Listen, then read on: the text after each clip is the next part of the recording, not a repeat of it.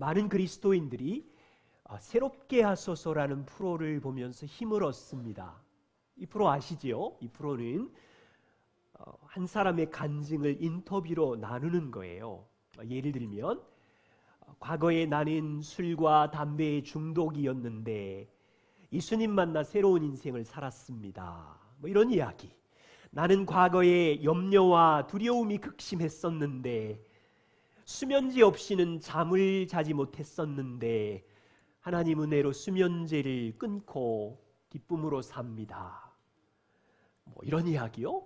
나는 사고로 전신마비 환자였었는데 인생의 벼랑 끝에 있었는데 하나님이 나를 건져주셨고 지금은 회복하여 복음의 기쁨을 누리고 삽니다. 이 사람들의 간증은 인생에 찾아오신 하나님에 대한 실제 이야기입니다. 실제 이야기.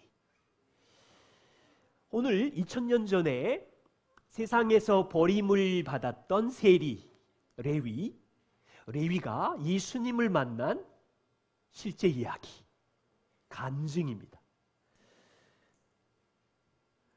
여러분, 늘 읽었던 말씀이라고 생각하지 마시고 도시에서 버려졌던 한 사람, 그가 주님을 만나 한 30년이 지금 지났잖아요. 누가복음 기록은 마태복음을 쓴 마태 제자에 대한 주님과의 만남의 간증 이야기거든요. 이것은 우리의 스토리이기도 합니다. 저는 한 3가지 정도를 살펴보고 싶어요. 예수님이 세리 레위를 찾아오셔서 제자로 부르신 것은 인생의 파격적인 부르심이다. 두 번째는 예수님께서 죄인들과 식사교제를 하십니다. 이것이 무슨 의미일까요? 우리에게는 어떻게 연결될까요? 우리가 배울 수 있는 것이 무엇인지 이 레위의 간증을 통해서 우리의 이야기로 바꾸어서 배우고 싶습니다. 자, 오늘 27절은 이렇게 시작해요. 그 후에 예수께서 나가사, 그 후에 그 앞에 있는 이야기가 있다는 거예요. 그 앞에 무슨 얘기가 있었냐면 예수님이 중풍병자를 고치시고 나에게는 죄사함의 권세가 있다라고 말씀을 하신 후에 예수께서 나가사 도시의 세간에 앉아있는 세리 레위를 보시고 나를 따르라 제자로 부르십니다. 그러자 레위가 모든 것을 내려놓고 제자로 쫓아갑니다. 여러분, 세리 레위가 예수님을 만나서 제자로 인생을 시작하는 간증의 한 장면이 몇 절 안에 들어가 있어요. 레위라고 말하지만 제자이고 마태복음을 쓴 제자입니다. 자, 왜 마태에게 이 간증, 이 장면이 인생의 최고의 간증이었을까요? 왜 파격적인 일일까요? 당시 마태는 세리로 살았거든요. 세리는 그 시대의 사회 속에서 버림받은 사람이에요. 재수 없는 사람이에요. 이웃의 조롱과 멸시를 받던 대상이었어요. 로마 식민지 시대에 유대 사회가 살고 있었는데 세리들은 로마에게 빌붙어서 동족을 팔아서 자기 주머니를 챙기는 민족의 배신자들이었거든요. 일제시대 때 일제 빌붙어가지고 옆에 있는 이웃들, 마을 사람들 돈을 빼앗아 가고 세금을 강탈하고 오죽했으면 몸을 파는 창기들처럼 세리들은 공인된 죄인들이었어요. 그런데 예수님이 찾아오셔서 세리를 제자로 부르시는 거예요. 도시에 손가락질 받는 죄인을 제자로 선택하신 거예요. 여러분, 너무 재밌지 않아요? 예수님은 예루살렘의 똑똑한 공부 잘하는 사람들을 선택한 게 아니에요. 학벌 좋고 힘 좀 있고 인기 있고 외모 출중한 사람을 제자로 부르신 것이 아니에요. 도덕적으로 반듯한 사람이 아니에요. 놀라운 파격이에요. 마태의 인생에 이것이 왜 간증인지 그의 입장에서 생각해 보세요. 마태는 세간에 앉아 있습니다. 수많은 도시 사람들이 세금과 관련된 일을 하려고 세리를 만나러 옵니다. 그런데 찾아오는 사람들은 세리 업무는 하고 있지만 마음속으로 눈빛으로 레위를 손가락질하고 비웃고 있습니다. 그들 안에 이 배신자, 수치스러운 사람, 짐승만도 못한 사람의 눈빛 안에 하루 종일 마태가 세간에 앉아서 사람을 만나지만 돈으로 얽힌 세금 문제 외에는 마태를 한 인간으로, 한 인격으로 대접하는 사람이 없습니다. 마태는 수많은 사람을 만나지만 도시의 왕따였고 비참한 외톨이였어요. 마태는 친구가 없었어요. 자주 생각했을 거예요. 내가 왜 살지? 나는 그냥 부품이구나, 도구이구나. 사람과 사람으로 인격적인 만남이 없는 외톨이구나. 매일 마태는 조롱의 눈빛을 견디면서 버림받은 자로 살고 있었어요. 며칠 전에 둘째 아들이 엄마에게 그랬대요. 엄마 아빠는 식당에만 가면 사람들이랑 대화를 드세요? 그냥 밥만 먹고 나오세요. 왜 창피하게 그러세요? 진지하게 말 걸지 말라고. 그냥 주문만 하고 나오라고. 여러분 어떻게 하세요? GS25 식당을 자주 반복하는 곳에 주문만 하고 밥 먹고 나오세요? 그러면 그 사람을 부품이나 수단으로만 여길 수도 있어요. 한 인간으로, 한 인격체로 한두 마디만 걸어보세요. 아이들 몇 명이세요? 코로나에 어려운데 어떠세요? 그 사이에 많은 얘기를 할 수 있어요. 설명해줬죠. 왜 식당이나 어디 가면 말 거냐면 그 사람을 향한 한 인격으로 만나고 싶어서야. 어떤 기회를 주실지 모르잖아. 세리마태는 이런 대접을 받고 있는데 뜻밖의 어느 날 손님 예수가 찾아왔어요. 예수님은 마태를 부품처럼 대하지 않았어요. 특별한 목적을 가지고 내 제자가 되라고 부르셨어요. 마태는 충격을 받은 거예요. 그리고 그 장면을 간증하고 있는 거예요. 마태는 예수님을 만나기 전까지 사람들로부터 손가락질 받으며 정죄와 비난에서 고통을 당하고 있는데 이날 거기서 자유해지는 기쁨을 얻었어요. 마태는 마음에 짓눌리는 죄인의식으로 갇혀 있었는데 버림받은 세리의 신분에게 인격적으로 다가와준 예수 그리스도의 만남을 통해서 그 부르심에 응답한 거예요. 예수님은 마태를 부품이나 도구로 사용하려고 부르신 것이 아니라 하나님의 형상으로 보셨고 영원한 하나님 나라의 가족으로 부르시고 초대하신 거예요. 이것을 잘 표현한 말씀이 있어요. 시편 113편입니다. 여호와 우리 하나님과 같은 이가 누구리요? 높은 곳에 앉으셨으나 하늘 보좌 높은 곳에 앉으셨으나 스스로 낮추사 천지를 살피시고 뭐 하시냐면 이 땅에 존재하는 가난한 자 그들이 먼지 더미에 있는데 그들을 일으키시고 이 땅에 궁핍한 자들 거름더미에서 허우적거리고 있는데 그들을 들어 세워서 지도자들 백성의 지도자들과 함께 세우셨으니 저는요 마태복음 누가복음 5장에 있는 이 장면 하나님의 아들 높으신 곳에 계신 왕이 스스로 자기를 낮추시고 땅에 내려오사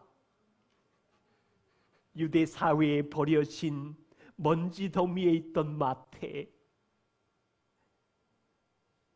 더러운 거름더미에 있던 마태를 일으켜 세우시고 그 비참한 자리에서 세우시고 백성의 지도자로 교회의 리더로 세우신 이 장면.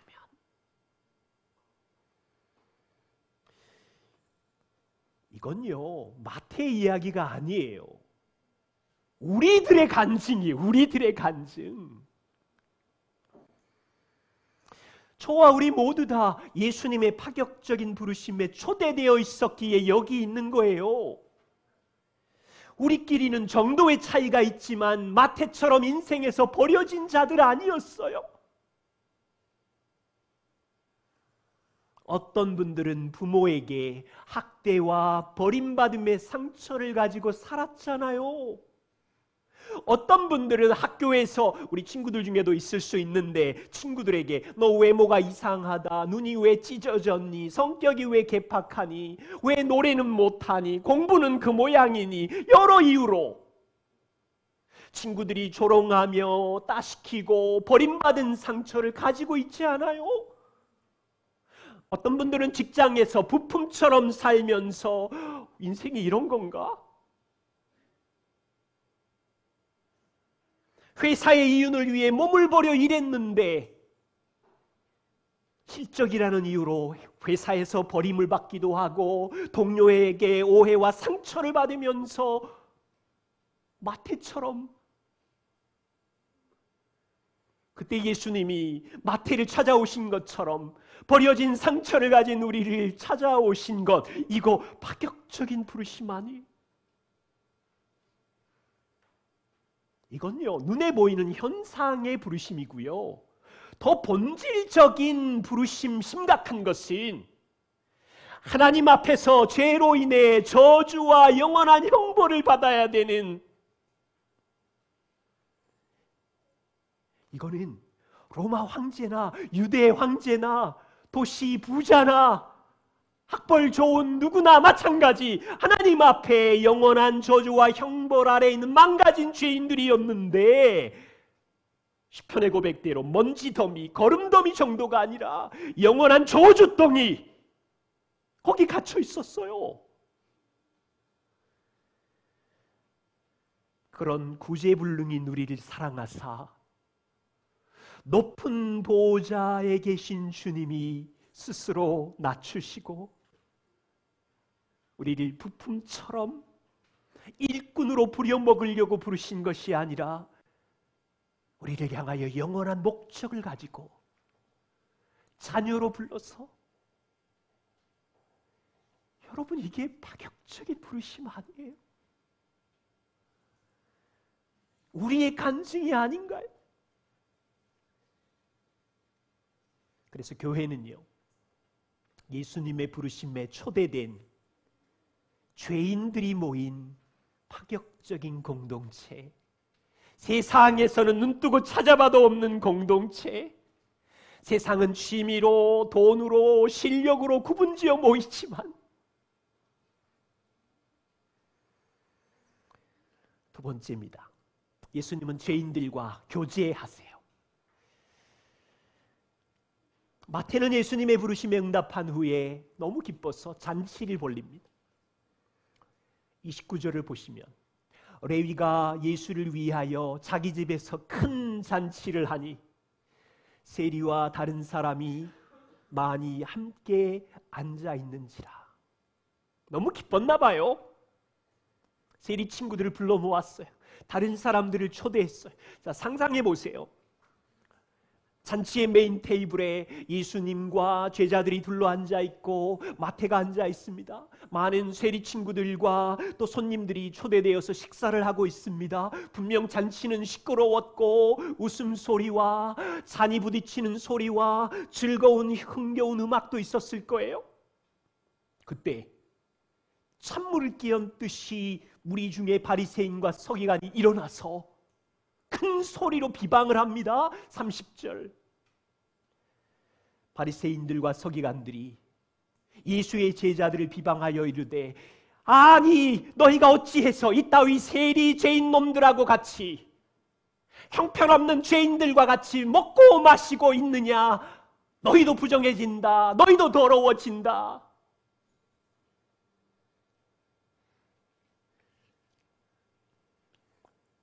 분위기가 어땠는지 모르지만, 기록이 없어서 잘 모르겠지만 정상적인 반응은 어때야 돼요? 모욕을 받았으니 세리와 손님들이 일어나서 모욕을 당했으니 멱살을 잡고 싸워야 돼요. 그런데 아무도 항의 한마디 없이 조용해요. 이상하지 않아요? 이상한 게 아니라 문화적으로 이게 사실이기 때문이에요. 당시 사회에서 세리와 죄인들은 공인된 버려진 죄인이기 때문에 죄인들하고 밥을 먹고 교제하면 이런 모욕을 당하거든요.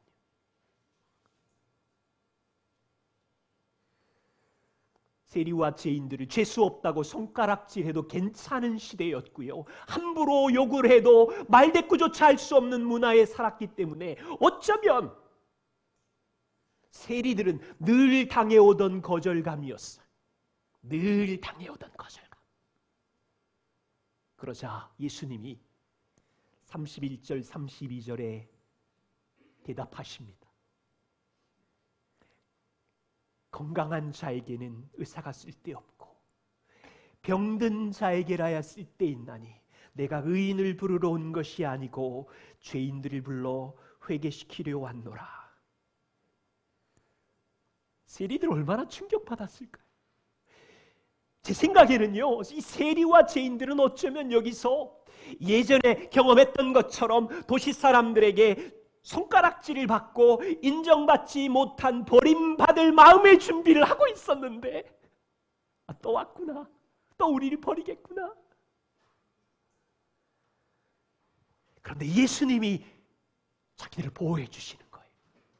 그리고 말씀하시기를 내가 의인을 부르러 온 것이 아니라 바리새인들 너희가 스스로 의롭다고 건강하다고 말하니 내가 너희를 부르러 온 것이 아니야. 죄인을 불러 회개시키러 온 거야. 너희는 세리와 죄인들을 쓸데없다고 더럽게 보지만 나는 이 사람들을 사랑해. 이 사람들과 함께 먹고 마시며 교제할 거야. 여러분, 이 장면에 대해서 신약학자 유상섭 교수는 이렇게 말합니다.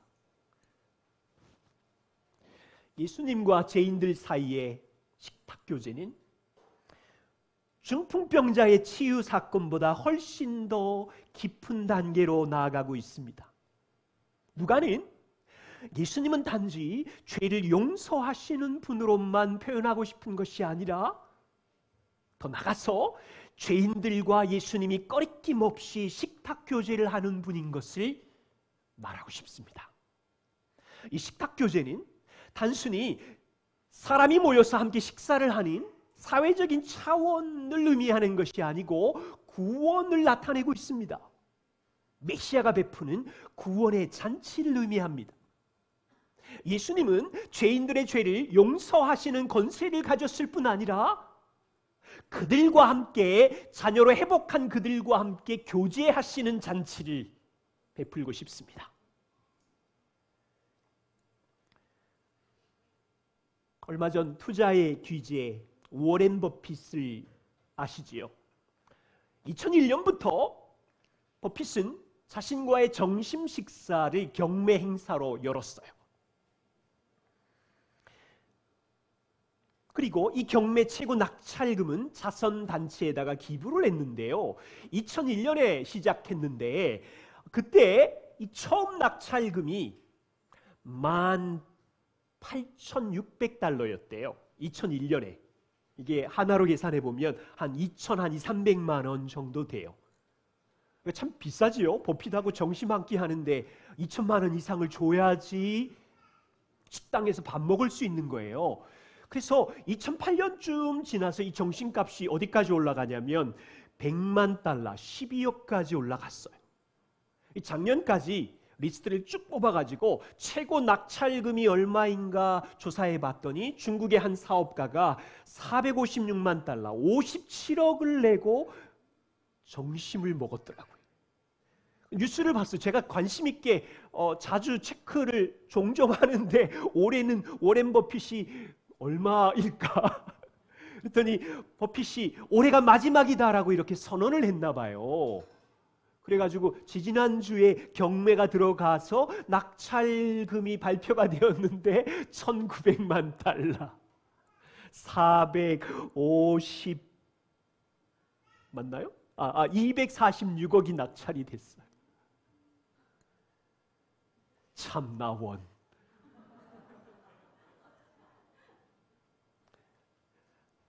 함께 이제 나누고 싶은 건 이거예요.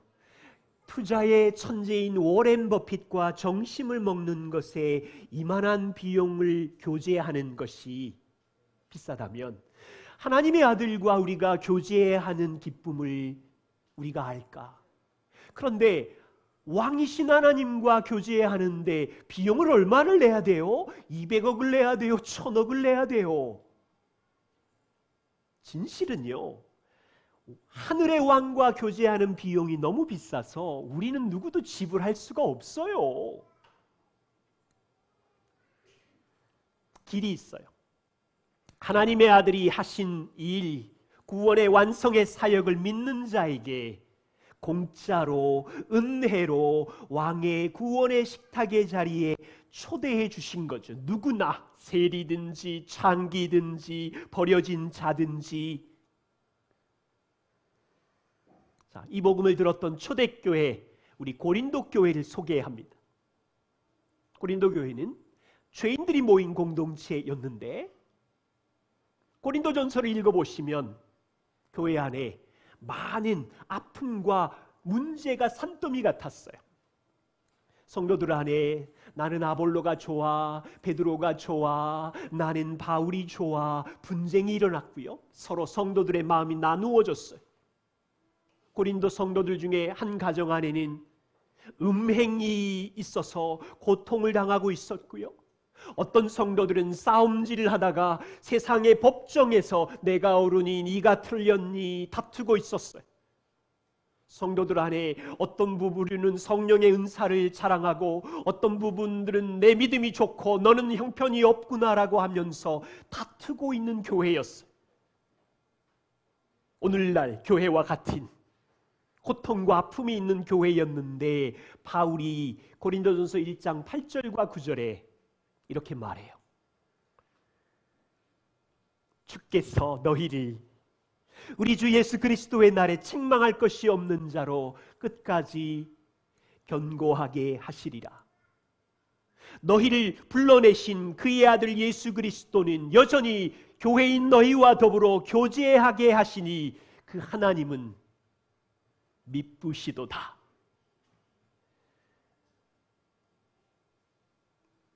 여러분, 교회는 죄가 들어감으로, 저 자신이 들어감으로 이미 죄인 공동체지요. 여러분도 죄인이지요. 교회 안에는 여전히 갈등과 아픔이 있지요. 그런데 놀라운 사실은 죄인인 우리를 불러 구원하게 하신 주님이 여전히 각 사람과 교제하고 있다는 거예요. 우리들의 인생 안에 일하고 있다는 거예요. 언제까지?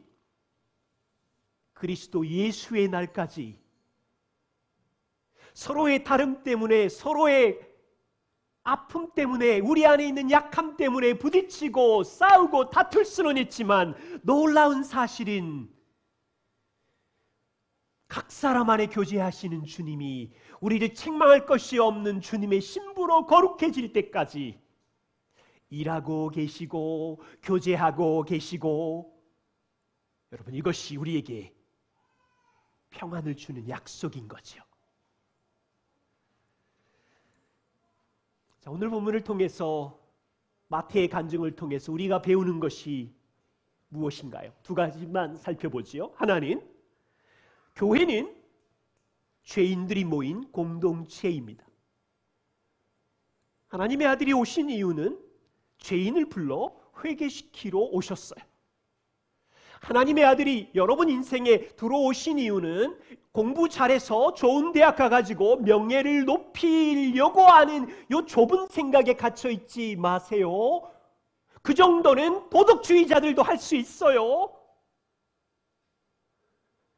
예수님이 이 땅에 오셔서 십자가에 죽으신 이유는 여러분이 이 땅에서 건세와 박수를 더 많이 받게 하려고 오신 게 아니에요. 죽으실 필요가 없어요. 그것 때문에. 예수님은 나는 인생 괜찮아, 구원자 필요 없어, 스스로를 의롭다고 큰 소리치는 사람들을 위해서 오신 것이 아니라, 주님, 나 아파요. 나 죄인이에요. 나 망가졌어요. 내 힘으로는, 내 두 주먹으로는 우리 가정을, 내 인생을 일으킬 수 없어요. 도와주세요. 그분들을 위해서 오신 거예요. 그들을 불러서 하나님의 형상을 회복하기 위해서 그와 함께 교제하려고. 자, 이것이 맞다면 성도가 가져야 되는 삶의 자세가 있어요. 우리는 여기 등장하는 바리새인들처럼 사회에서 멸시받아 마땅한 왕따를 경험하는 사람들이 비방하거나 조롱하는 일을 조심해야 돼. 이 진리를 바로 이해하신다면.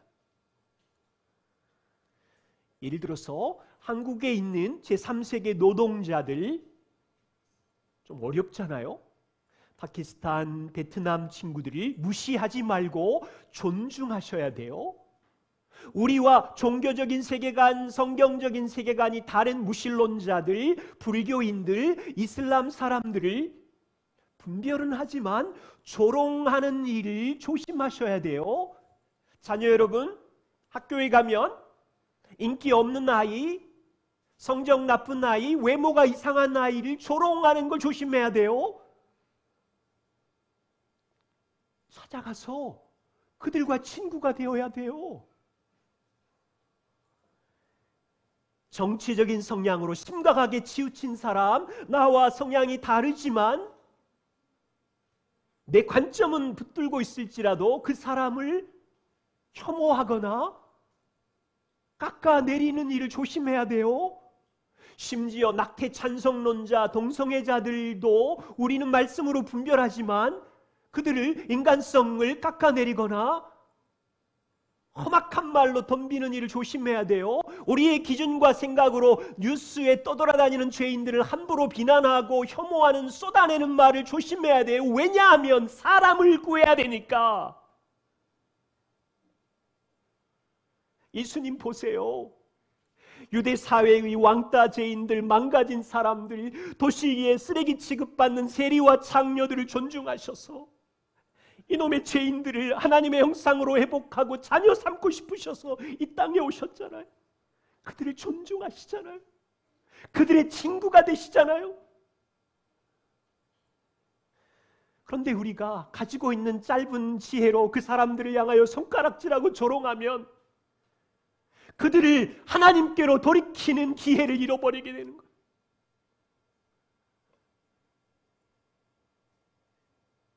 교회는 주님이 세상에서 불러 모은 죄인들이 모인 파격적인 공동체이기 때문에 한 달에 한 번씩 미션 위크를 합니다. 기억하려고, 교회의 존재 의미가 뭔지를 다시 붙잡으려고. 직장으로 분주하시고 자녀 양육으로 바쁘시고 일상에 밀려오는 일들을 처리하느라 어려우시지만 인생에 포기할 수 없는 기쁨, 내 안에 풍성하게 가득 찬 복음의 기쁨을 나누고 싶으니까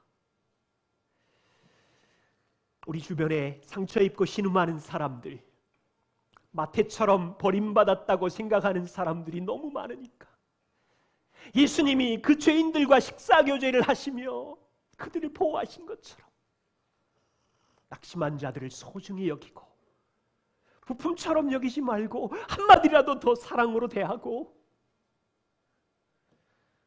초대하고 교제해 주십시오. 왜냐하면 내가 그렇게 망가졌고 버림받았는데 주님이 나를 먼저 찾아오셔서 하나님의 형상대로 회복해 주시고 여기 있으니까, 그 은혜를 입었으니까. 두 번째는요, 교회는 그리스도 왕과 교제하는 공동체입니다. 저는 구약 성경에 자주 감동적인 한 말씀이 생각나요. 사무엘하 9장 7절입니다. 다윗이 무비보셋에게 이르되 무서워 말하라. 내가 반드시 내 아버지 요나단으로 말미암아 너에게 은총을 베풀 거야. 그러면 너는 항상 내 상에서 떡을 먹을지니라. 무비보셋이 누구인지 아시지요? 사울의 아들입니다. 무비보셋은 5살 때 2발을 절고 있는 절뚝발이가 되었어요. 사실은 스스로의 힘으로 자신을 돌볼 수 없는 장애인 가난뱅이였어요. 다윗은 이 절뚝발이 무비보셋을 향하여 내 상에서 항상 같이 먹고 교제하자. 하루가 아니라 항상 내 상에서 교제하자. 여러분, 재미있는 건 사무엘하 9장을 읽어보시면요, 그 뒷절에 4번이나 무비보셋이 왕의 상에서 먹었다라는 놀라운 특권을 4번이나 기록하고 있어요. 이유는 무엇인가요? 무비보셋의 아버지 요나단 때문입니다. 보세요. 이 절름발이 무비보셋은 스스로의 힘과 성취와 능력 때문에 왕의 식탁에 초대된 것이 아니라 아버지 요나단으로 인하여 왕의 교제에 항상 초대되었어요. 성경이 4번이나 기록한 것은 구속사역이 완성된 다음에 이것이 우리의 이야기인 것을 후대의 그리스도인들이 알게 하려고. 우리는요, 무비보셋처럼 망가진 죄인이에요. 절뚝발이 정도가 아니라 마음이 부패한 죄인이에요. 저를 포함한 이 땅의 권력자들, 부자들, 윤리가들 누구도 왕의 식탁에 나아갈 수 없는 자들이었어요. 무비보셋이 아버지 요나단으로 인하여 항상 왕의 상에 나아갔던 것처럼 우리는 어떻게 가능해졌어요? 하나님의 아들 예수 그리스도로 인하여 항상 하늘의 왕의 상에 초대되어서 거기서 교제할 수 있는 특권을 주신 거죠. 그것은 우리의 능력 때문에 초대된 것도 아니고 내가 쌓아놓은 행실 때문에 초대된 것도 아니고 세상에 맞습니다. 여러분, 이것을 진실로 믿는다면 인생의 형통한 날, 이 은혜를 감사하고요. 저는 여러분에게 이 도전을 하고 싶어요. 인생의 공고한 날 더 담대히 왕의 교제 안으로 들어가는 거예요. 인생이 잘 풀릴 때 교만하지 않을 뿐 아니라 내 힘으로 아무것도 할 수 없는 순간에 갇혔구나라고 생각할 때 복음을 기억하고 더 담대히 왕의 교제 안으로 들어가는 거예요. 왜요? 그분이 다 하신 일로 우리가 자녀되었으니까. 여러분, 정말로 복음을 붙잡고 계세요? 절망적인 날, 내 뜻대로 되지 않는 날, 낙심의 날에 더 왕의 보좌에 나가서 교제하자고요.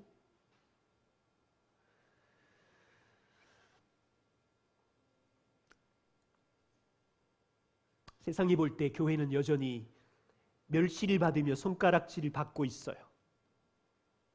왜냐하면 세상 사람들이 볼 때 나는 망가졌어요, 죄인이에요 라는 사람들이 모였으니까 우리가 얼마나 연약하고 보잘것없고 미련한 공동체겠어요. 그런데 하늘의 보좌에 계신 왕이 우리를 사랑하시고 오래 버핏 정도의 교제가 아니라 다윗 왕 정도와 교제하는 것이 아니라 하늘의 아버지하고 교제할 수 있는 공동체인 거지. 저는 이것이 너무 풍성하기 때문에 여기 함께 예배하는 다음 세대 자녀들도 어느 날 그리스도와 인격적인 만남을 하며 더 깊은 하나님을 알아가는 다음 세대와 함께 복음만에 서고 싶은 거고요. 수원 땅에 왔습니다. 이 교회의 본질이 너무 아름다운 것이기 때문에 이 도시의 수치와 버림받음과 낙심 속에 있는 사람들이 이전에 들어와 이 망가진 죄인들이 모이는 주님이 불러내신 파격적인 공동체, 왕과 함께하는 교제의 공동체를 우리가 우리 시대에 같이 걸어가고 싶은 거죠. 여러분이 소망을 가지고 우리가 살아보십시다. 하나님이 무슨 일을 하시는지 기도하겠습니다.